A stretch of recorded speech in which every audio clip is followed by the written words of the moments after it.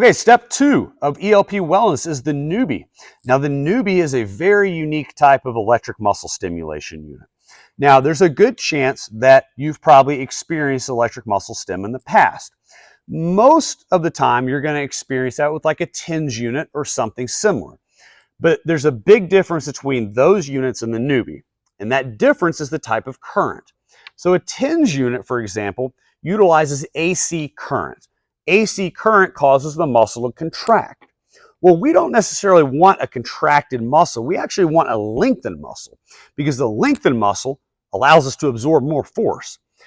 The Neubie has a DC current that's very harmonious with our body, and that allows the muscle to lengthen. Because the muscle can lengthen, we are actually able to go through active ranges of motion while the current is entering the body.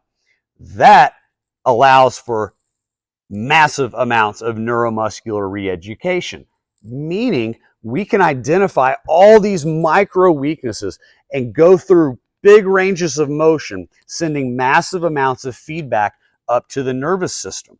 And this really, really helps speed the process of everything up. There are some other things that the Neubie can offer. One of them is frequency-specific microcurrent.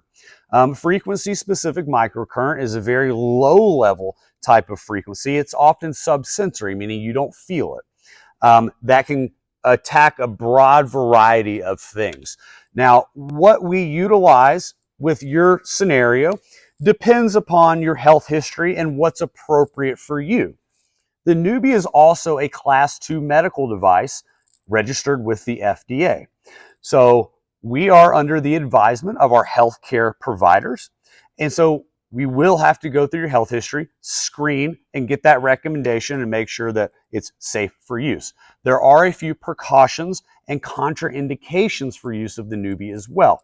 We handle that all on the internal side of stuff.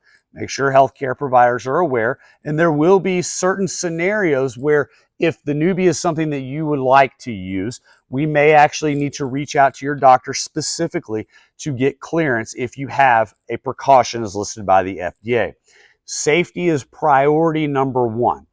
Very rarely do we actually use the Neubie on day one. There are some times where we may, but very rarely do we do that because your safety is our number one concern. And so we must go through the proper channels.